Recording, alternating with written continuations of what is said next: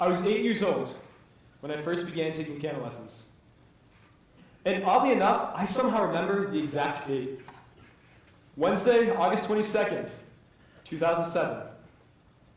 So I wasn't exactly, that enamored with this idea at first, but that was okay. I had time to learn, to grow, and to realize the potential of my full artistry. So just about a year later, I started playing guitar. And that was a little bit more exciting and a little bit more adventurous. And finally, I could emulate so many more of my heroes that have turned me into the musician and the composer that I am today. So when I started high school, I really wanted to learn how I could present music from a more emotional perspective, from a brand new angle that I had never looked at before. So then about a year ago, beginning my first year of college, I asked myself this question. What does it mean to put heart and emotion into your songwriting? So what I really wanted to find out was what was happening internally. And I thought to myself, so how is my brain functioning? What about all those crazy neurotransmitters that are running around our brains at the speed of light, processing information? And that's why I wanted to talk to you all today. I have a few questions that I'd like you to all think about, and by the end of this talk, I hope that you'll be able to fulfill your answers on them and understand what makes you motivated, creative, and unique. So in my own life, I have found that what makes music so extraordinary, literally extraordinary, is its creativity. And you're probably thinking, well, duh, right? But that creativity is what allows music to be emotive. Because music is this beautiful, blissful swirl of so many different emotions, it resonates with us, and we feel closely connected to it. So I want you to think about this. Why do you like the music you like? What draws you to it? And why does music resonate with you so closely? Aside from the neurobiology, music is all about when we hear it for the first time and what it means to us because of that. The surroundings, the experiences, the time and place, it's all there, and it doesn't leave us. So I think the first time that I really ever felt emotionally connected to music, or had this really strong sensitivity towards music, was the summer prior to starting college. I was listening to a song called Do You Realize by one of my favorite bands, an alternative rock group called The Flaming Lips. And there's this one song that they have, Do You Realize? And the lyrics hit me so hard every time.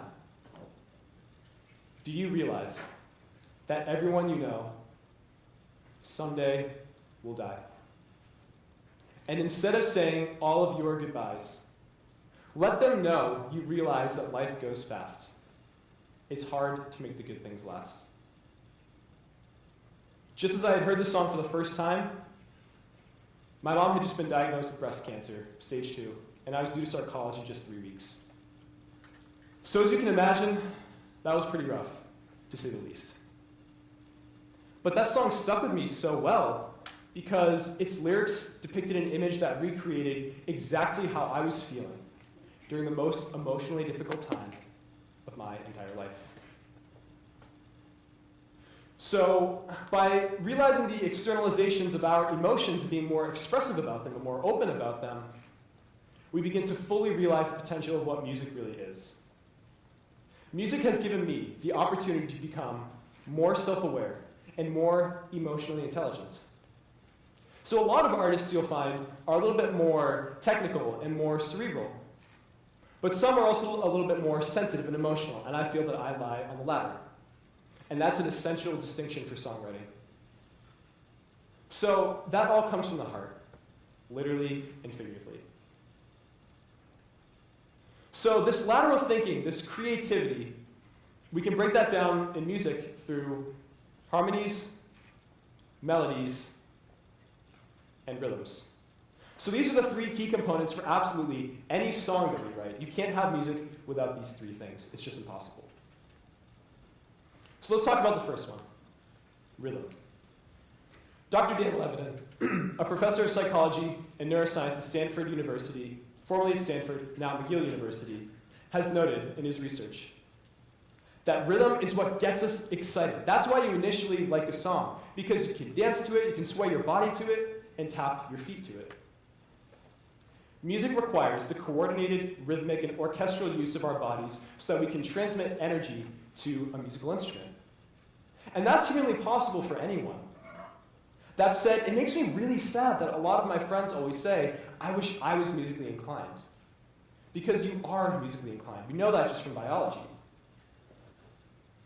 After all, in the song Sir Duke, Stevie Wonder tells us, music provides an equal opportunity for all to sing, dance, and clap their hands. So rhythm can be broken down into a few ways, the simplest of which is probably tempo. In essence, the pace of a musical piece.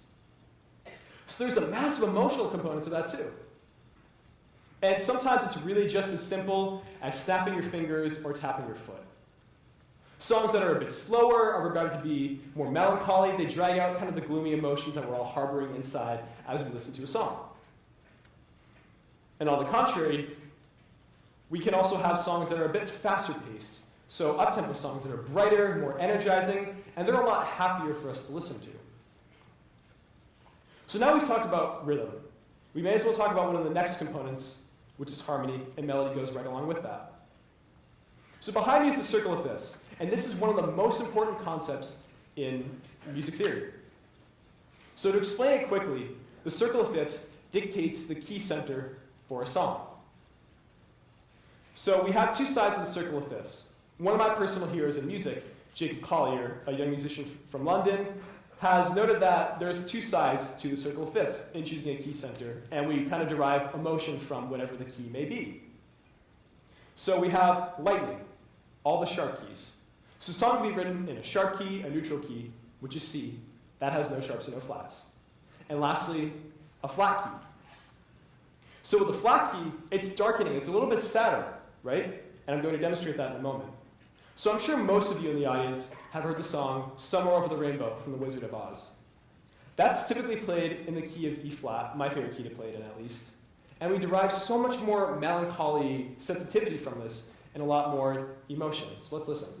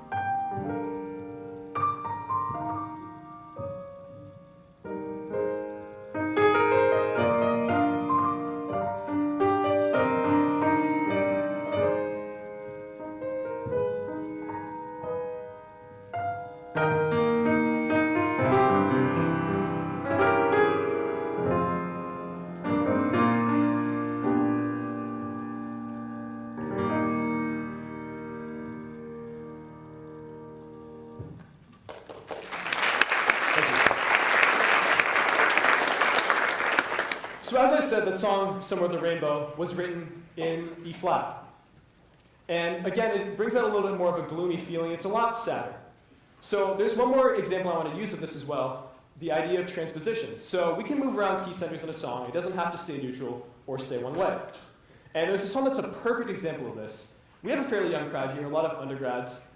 Perfect song to demonstrate. How many people know the song Old Town Road? Okay, I'm not going to play that song. So the song that I'm actually going to demonstrate is Best Part by Daniel Caesar. Beautiful song with a gorgeous chord sequence and amazing lyrics. So I want to demonstrate that it starts in the key of D, which is a sharp key, so inevitably a much happier key, and we get that feeling and that exhilaration from it. And then I'll transpose it to a sad key, and we can see how much different the music sounds with this brand new element.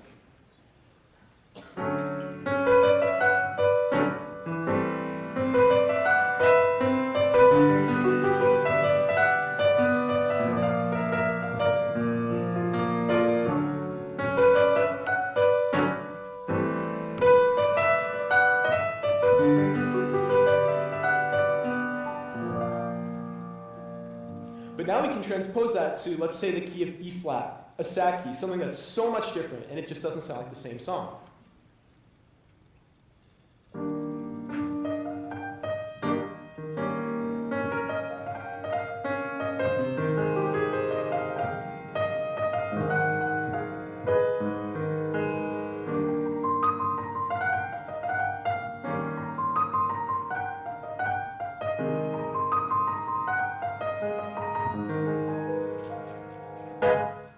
So that song sounds so much different. It's a lot darker, and it has a brand new flavor and brand new tone that we probably wouldn't have heard otherwise. And it starts to evoke a little bit more sadness and a little bit more emotion. So that's just one example, and it can apply to virtually any song, because as we know, music is wildly diverse. Queen is different from Bach, is different from Kanye West, is different from Miles Davis, and the list goes on. So in the quirks and differences in music, we can find more elements of creativity, and most importantly, diversity. But we need the creative juices to be there. Everything needs to flow very well. So think about it. There's no way the original Miles Davis quintet could have come together had they not all had the same affinity or the same background for jazz. The chemistry just wouldn't have been there otherwise. But that means that they all understood each other and their respective artistic differences. And diversity in music is so meaningful in a lot of cultures throughout the world. In all those weird quirks, everything that's different but beautiful about music, we find value, harmony, and appreciation. In a study conducted in 2010 at the University of Essex in the UK, sociology professor Casper Hodemakers noted, "We're attracted to this idea of diversity and difference in music because we find value, harmony, and appreciation. So we find what's beautiful about what other people write, and we come to appreciate it in that way." So think about it like this. For me, when I started jazz in early high school, my world was open to something completely brand new. I had just never thought of music in this way before. Not to be facetious, but to describe it pretty literally, my songwriting felt so much more colorful and so much more creative, and it was like being in an ice cream shop. There were so many flavors to choose from. All this quality and color just wouldn't have existed elsewhere. And I know jazz can be quite weird at times, even for me. That's why it took me quite a while to become interested in it. But we can begin to appreciate all of its weird quirks. As the late, great Frank Zappa once told us, jazz isn't dead. It just smells funny. So we can come to appreciate all these weird quirks about music and turn it into something that is our own and find, as I said, value, harmony, and appreciation. So where does this leave us now? The heart all plays a role in that. Perhaps not literally, but we've finally been able to answer the question that we've all been wondering, and that I asked at the beginning of my talk. What does it mean to put heart and emotion into music? What does that sound like? And why does that resonate with us? It has to do with a few things. So we know that the key components for music are the harmonies, melodies, and rhythms. As I said, you need music to have that. But keep these things in mind as well.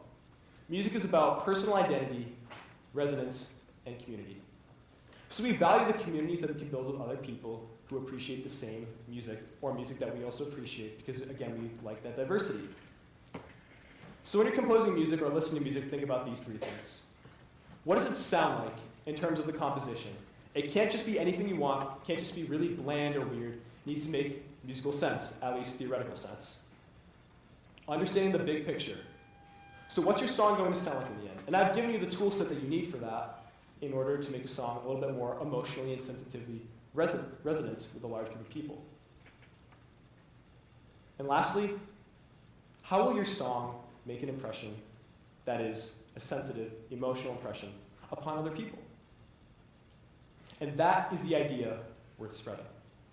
So we can appreciate all the weird, odd quirks of music. I mean, I'm a jazz musician. I know all about how weird it really is sometimes. But that's what makes music so beautiful and exciting and connects us to the people that we love and that means something to us. So now we can use all those intricate harmonies, melodies, and rhythms to create something that will last with people for what we hope to be a lifetime. And in doing so, we can realize the full potential, the full extent, how those emotions are drawn out through something called music, a language that is fully and undeniably universal. Thanks for coming to my TED Talk.